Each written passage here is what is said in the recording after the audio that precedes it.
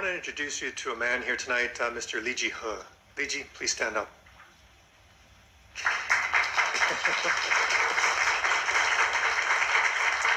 Li Ji's a very good friend of mine.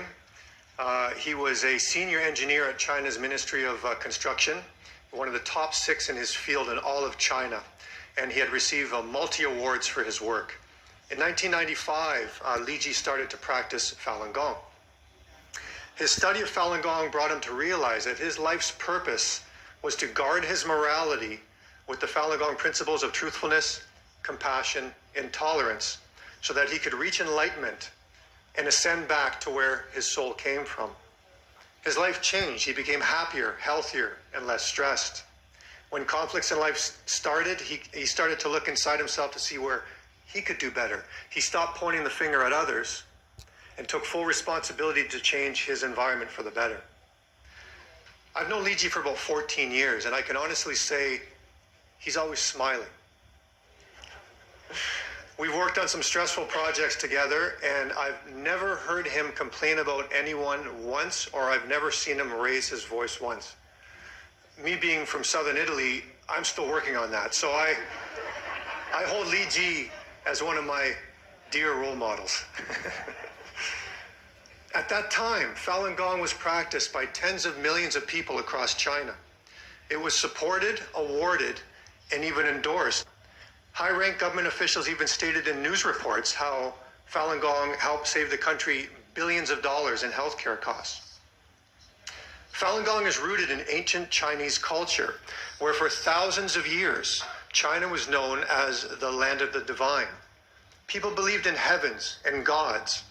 They believed that the true purpose of a human being is to ascend back to where we all come from, by first becoming a good person.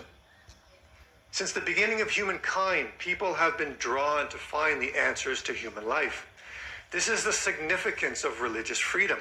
This is every human being's first right, to find the meaning of life, the truth of the universe.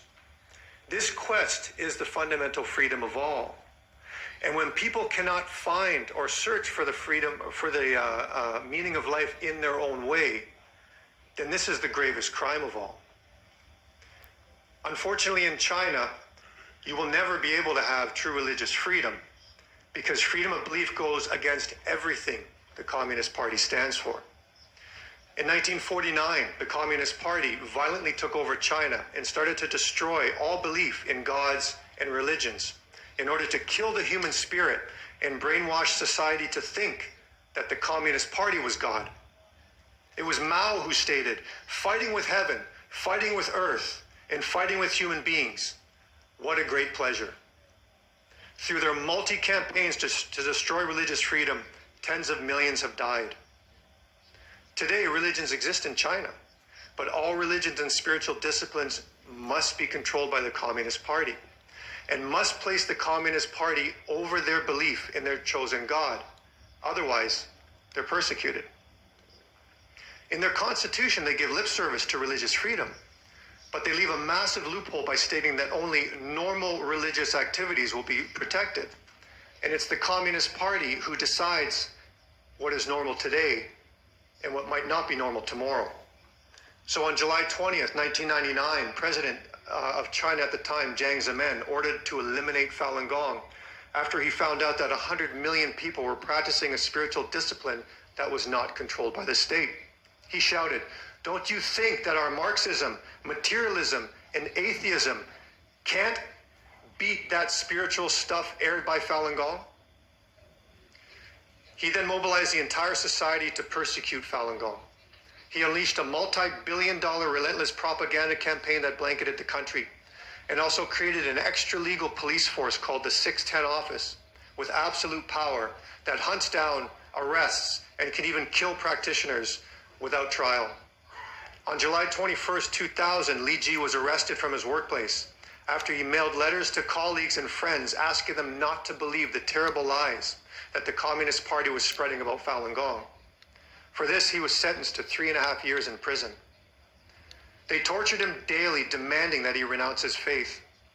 He was punched in the face, kicked and beaten. He was electrocuted all over his body. forced due to heavy slave labor and forced to stand motionless for hours and beaten and electrocuted if he moved. He was stripped naked outside in winter and had freezing water poured on him and left to freeze until his clothes turned to ice. These methods repeated day after day. He was on the verge of death, coughing and urinating blood. His lungs were damaged and he gained serious kidney problems. But Li Ji tells me that the psychological torture they used on him to try to get him to renounce his belief was 100 times worse than the physical torture he suffered. For the past 17 years, with the whereabouts of millions of Falun Gong practitioners in China is unknown. Thousands have been reported killed in police custody. The United Nations states that 2/3 of all torture cases reported are that of Falun Gong practitioners. A February 2017 Freedom House report details how Falun Gong continues to be subject to widespread and severe human rights abuses. And a 2016 U.S. Congressional Executive Commission on China report states how extreme physical and psychological abuse continues against Falun Gong, including electric shock, force feeding, beating, sexual abuse, as well as the harassment and arrest of lawyers who defend Falun Gong. Even more evil is the evidence uncovered by independent reports that detail how the source of up to 1 million organ transplants over the span of 15 years, Tristan, next slide please, may have been harvested from murdered Falun Gong practitioners to fuel the Communist Party's multi-billion-dollar transplant trade. The Communist Party is responsible for terrible, unspeakable crimes against humanity, and it's their number one mission to now hide these crimes. To do this here in Canada, among other campaigns, the Communist Party is sending fake, irrational emails disguised as Falun Gong to our elected officials to manipulate them to think that Falun Gong practitioners are bizarre and unstable and that the Communist Party may be justified in its persecution.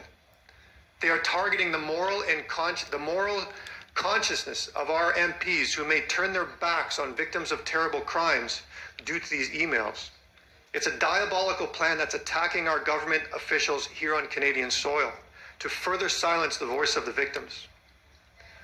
In 2004, from the support of Amnesty International and the support of all parties in Canada, Li Ji was rescued to Canada to reunite with his wife. There are currently 11 practitioners with Canadian ties suffering in China, in prison. And on February 19th, 2017, Ms. Qian's son, a 50-year-old Canadian citizen, was abducted for practicing Falun Gong and is currently being held in a Beijing detention center.